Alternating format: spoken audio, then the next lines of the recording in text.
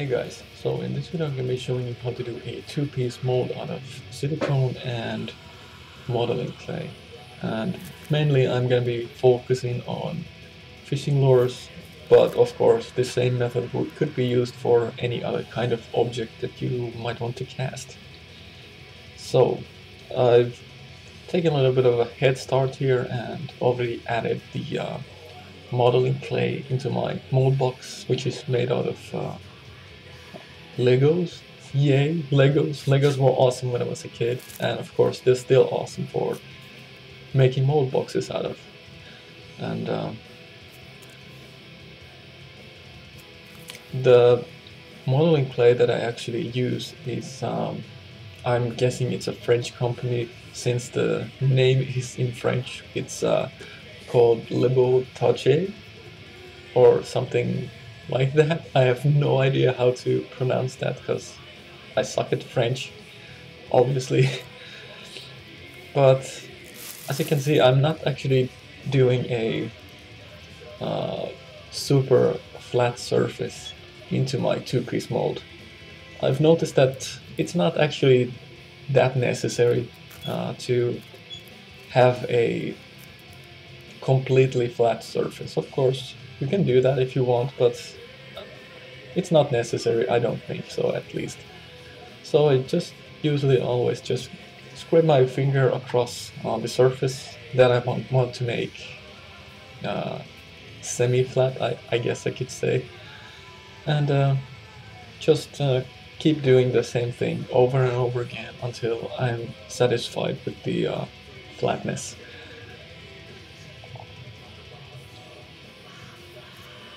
And of course, I forgot to mention that every time that you, or whenever you would actually go out and buy some of the modeling clay, make sure that it's actually sulfur free.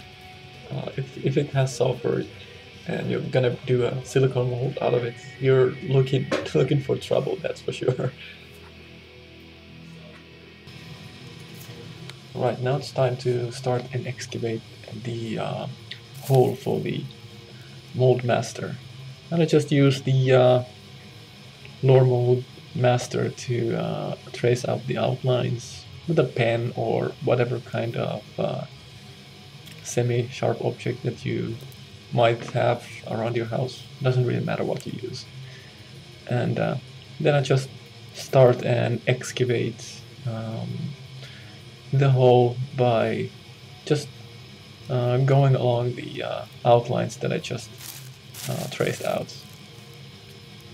And of course, you don't have to use a chisel. Any kind of object that you might have in your house, like maybe a spoon or something like that, would probably be as effective as a chisel.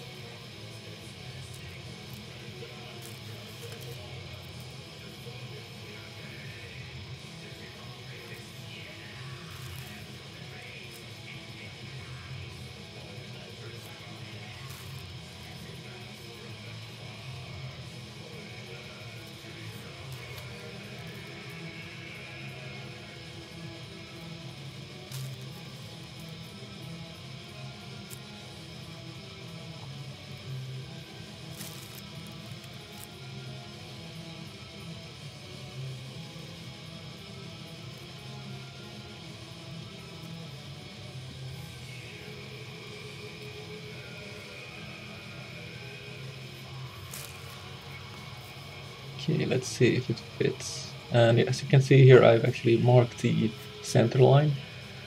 And yeah, it seems like it doesn't fit yet, so I'm gonna excavate some more.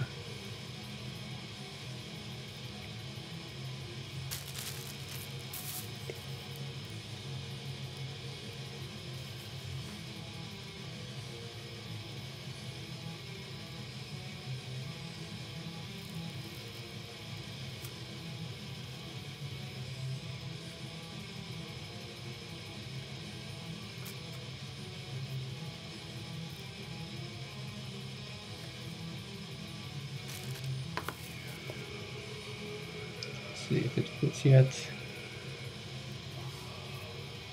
Usually I just press the model master into the clay so that I can see imprints where I should be taking more off. That's usually a good idea to do. But of course, if you have a object that is completely flat on its surfaces, of course, it doesn't probably work that well. Let's press it again.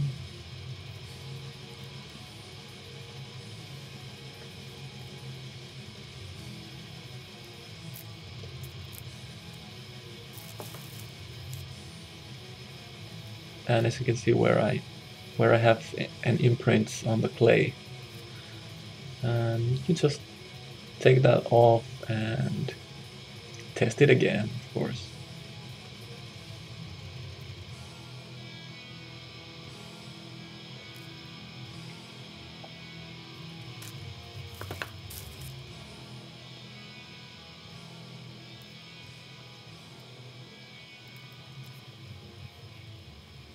I think it's almost there. Now it's just a matter of actually pressing it into the mold so that the outlines that I traced into the actual mold master are in line with the edge of the clay.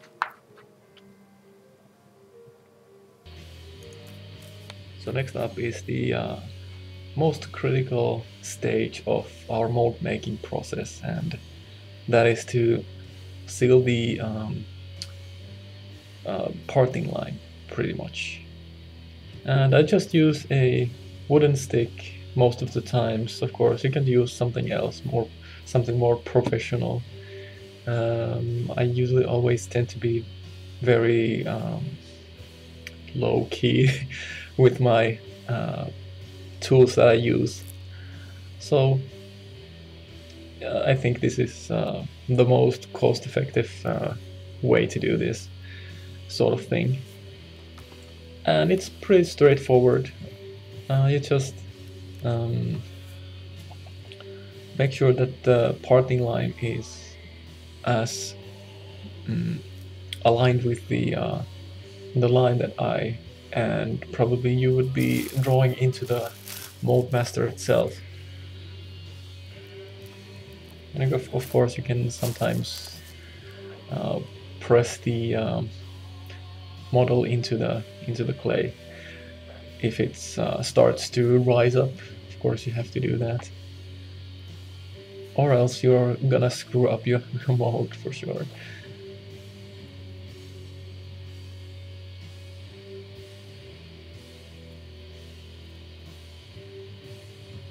And usually always try to scrape off any kind of excess that I actually end up putting into the master itself. Because of course, if you leave something to the surface, of course, the silicone is gonna imprint that. So you definitely want to take everything like that out of the master before you're gonna start pouring the silicone.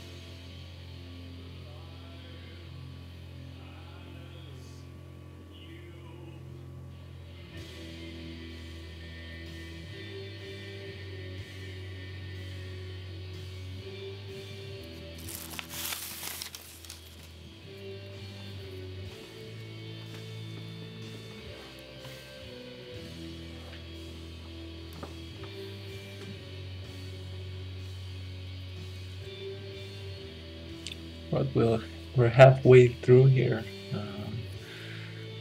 Still gonna. I think I'm gonna film even this and show the rest of it.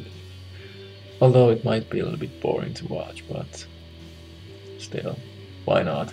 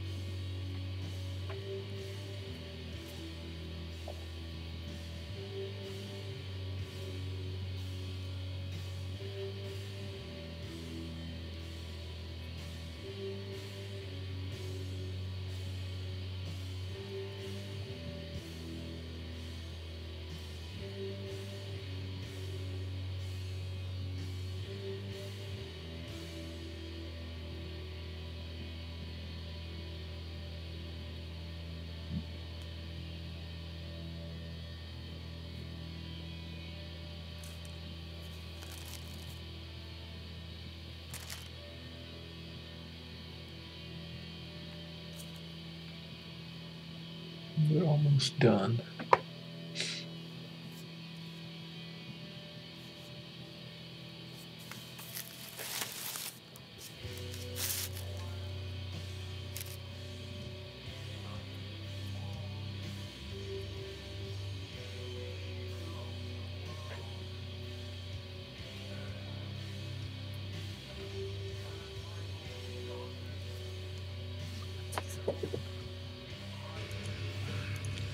So I've cleaned the parting line now, and it's time to do some locator holes. I usually just use the edge of a drill or some other kind of round object, but of course it doesn't have to be round. It can be pretty much any kind of object that you might have around your house. I've seen people using pearl necklaces, bolts, whatever you have pretty much works. As long as you have some sort of locator holes, that is the most important thing. So that when you put the two pieces together, they're gonna lock to the same position every single time. I think I'm pretty much done here.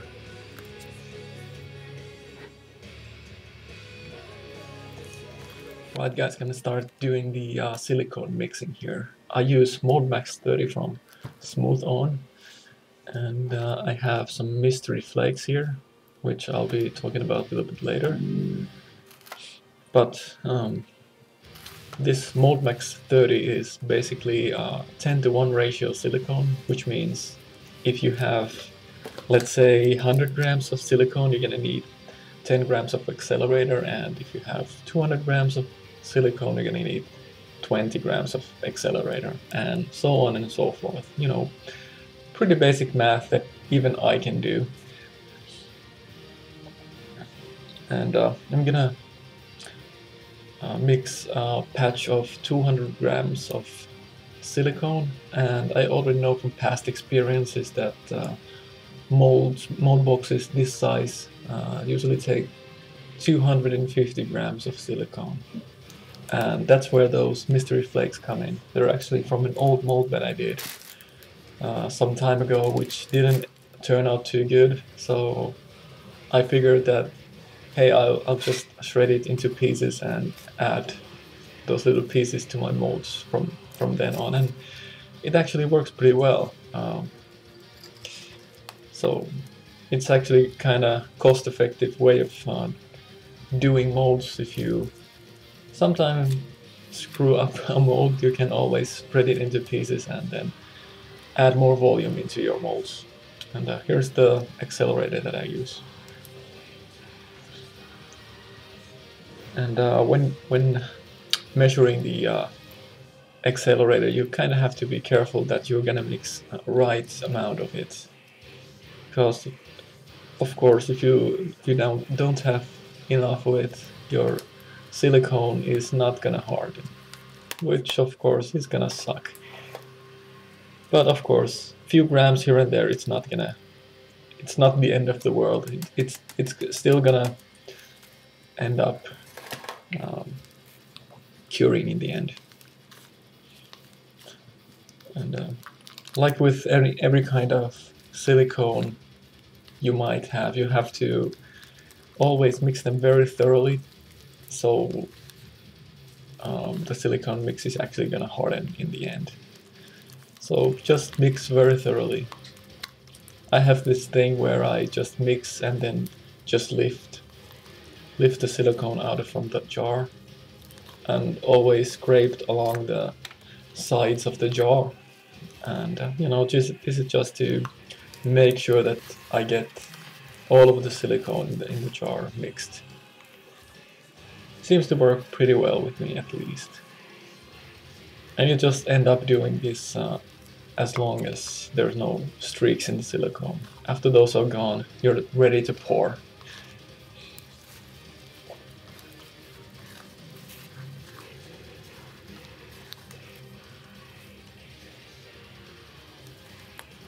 Usually it takes me something like a minute and a half to mix a patch of silicone. I think I'm almost done.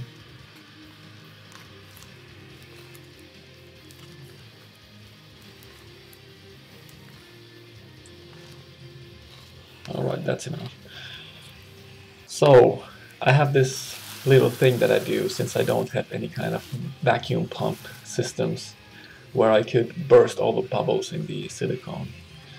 I have this thing where I just pour a very fine, you could almost say a film of silicone on top of the mold master that I'm gonna be covering with the silicone, and I let it sit for approximately 10 minutes usually, and that is usually enough time to have all of the bubbles that you might have in the silicone to, you know, burst, and you're gonna end up having an awesome mold. So now we're just gonna have to wait 10 minutes.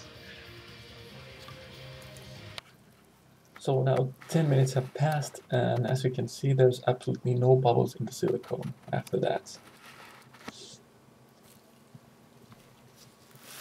So what I do now next is I'm gonna add those flakes into the rest of the silicone, and I'm gonna pour the silicone into the mold.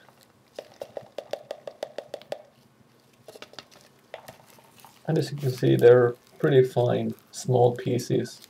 You kind of want to have them as small as possible, so that you don't have any trapped air in the silicone afterwards. I just try to mix them very thoroughly with the silicone.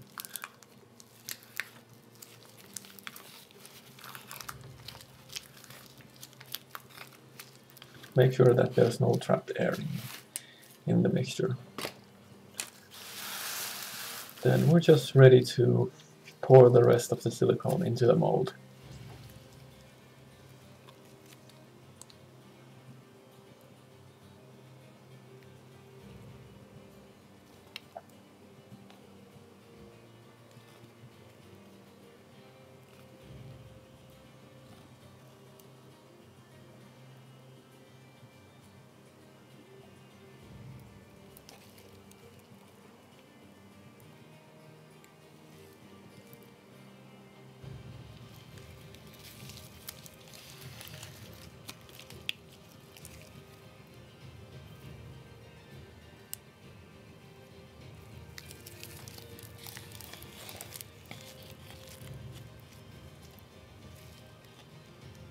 Alright, then there we go.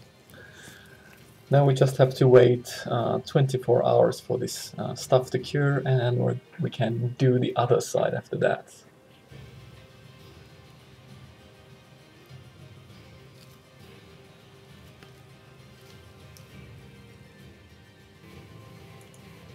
Alright, now after 24 hours the silicone is cured completely, and I'm gonna start digging the clay out of the other side of the mold. And basically I just use my trusty chisel here before actually starting to dig it with my finger. And I just take quite small chunks out of the clay at a time, so that I don't end up screwing anything up.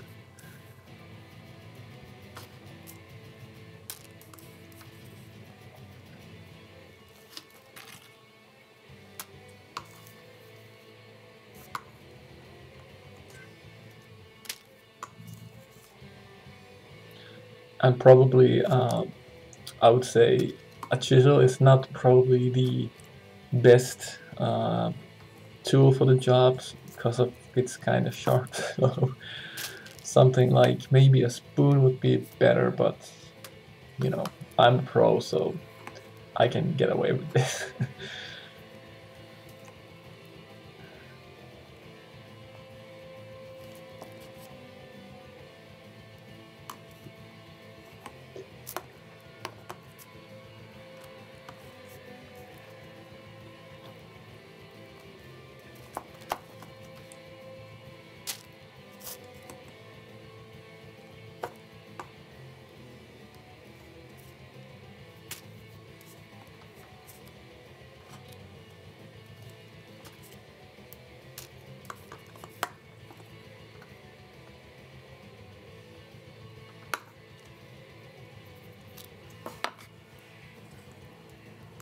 Gonna start digging it with my finger now. And as you can see, the clay itself doesn't actually stick to the silicone that badly, and it's quite easy to get out once you get an opening like this. It's just quite easy to just peel off. And of course it's a good idea to actually hold the master in place while you're doing this, so that you don't accidentally pull it out.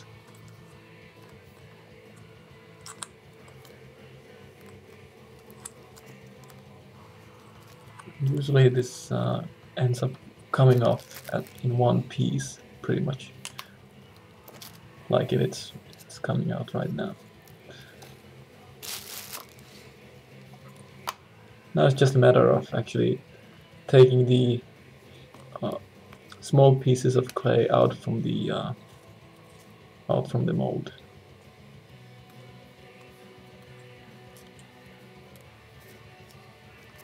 And like before, you kind of want to be very accurate and make sure that everything comes out, because of course if you leave something behind, the silicone is gonna trace that out in the end, so you might end up screwing something up if you don't actually take everything out. So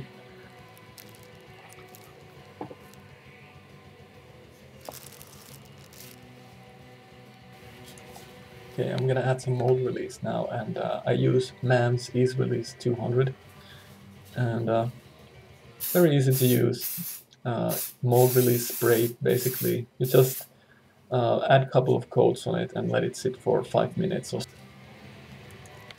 Okay, now that I have added 3 layers of mold release, I'm gonna actually start mixing the other half of the silicone mold. And usually I would say that actually 2 layers of mold release is gonna be enough, but I just want to make sure that it actually does part in the end, because silicone loves to stick to silicone more than anything in this whole universe, basically. So you want to make sure that it actually does part when you start actually parting the 2 pieces from each other. So I just like to make sure that it actually does.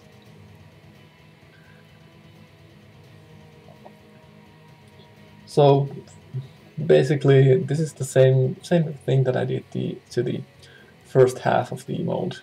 So I don't think I have to yammer too much about this.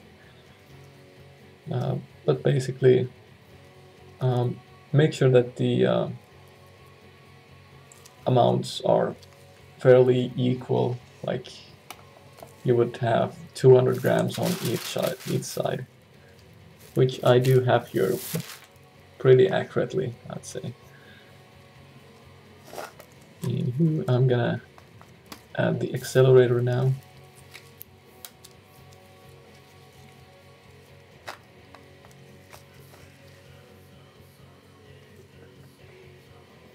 And make sure that I have 20 grams of it.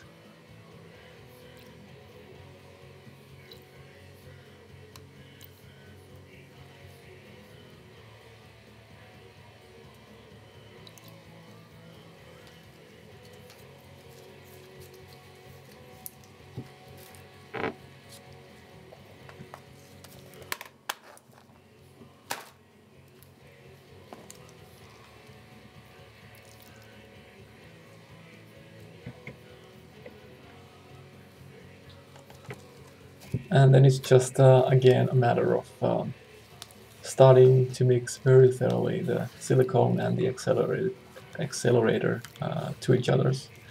And we're gonna have a nice pink color in the mold.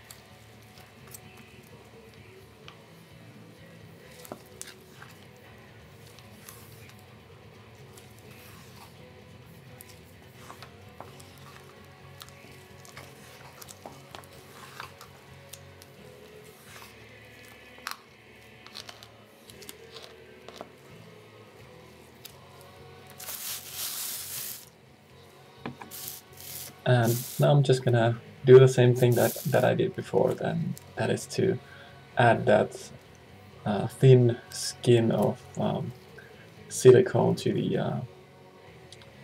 the master, which will end up bursting all the bubbles from the top of the mold. Since I do have quite a few small details, you want to make sure that they do actually come out well.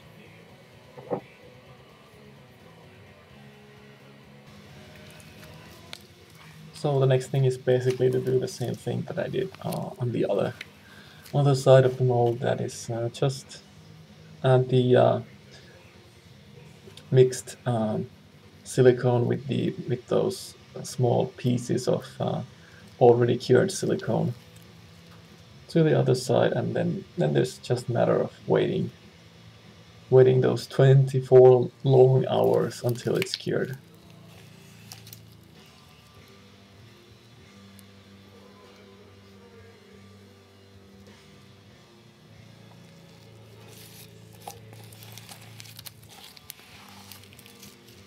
And then I just always try to leave it in even surface so that it actually comes out evenly, both of the sides.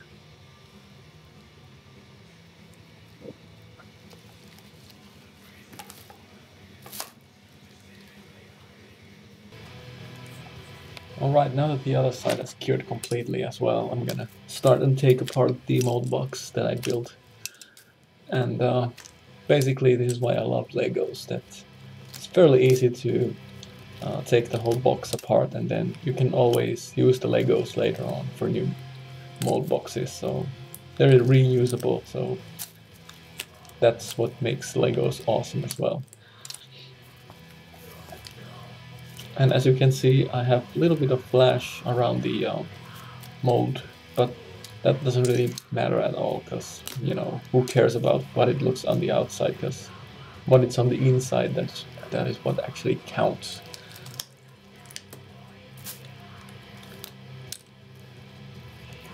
And I can always snip them off with a pair of scissors or something, so it doesn't really matter that much.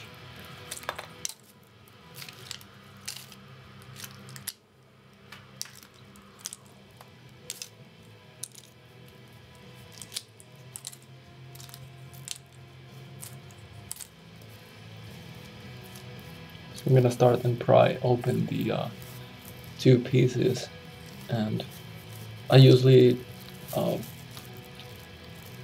don't go too fast. I mean, you don't want to screw up your mold at this point, because you know sometimes the two silicones might actually be a little bit attached to each other, but if you do it like this, it's fairly easy to, you know, have the mold come out nicely every time.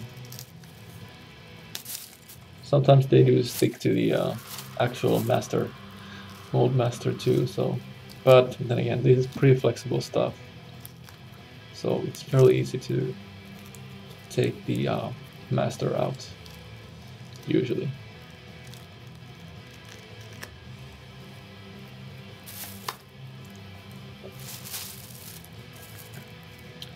And next up, we're gonna do the pour hole, and some people do it here, but I usually do it on the back side, which is usually the highest point of the lure that I'm gonna be casting on later on. And it's pretty straightforward. I just take my carpet knife and just cut a hole to each side and try to make it look sort of like a funnel, basically.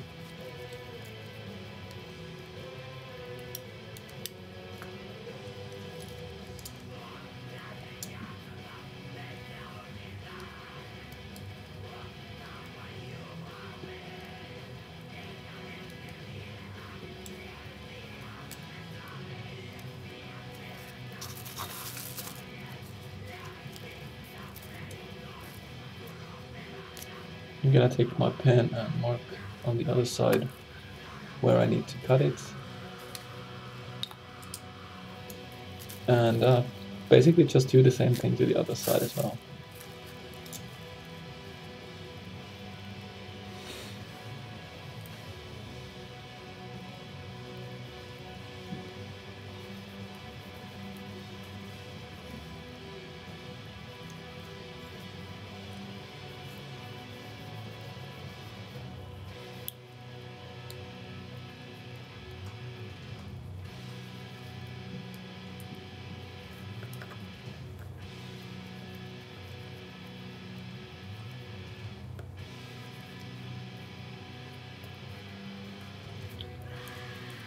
Alright, hope you guys enjoyed this little video tutorial of mine again, and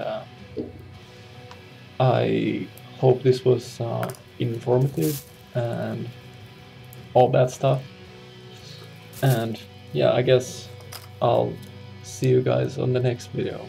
Be sure to click the like button if you found this video to be helpful or instructional or whatever.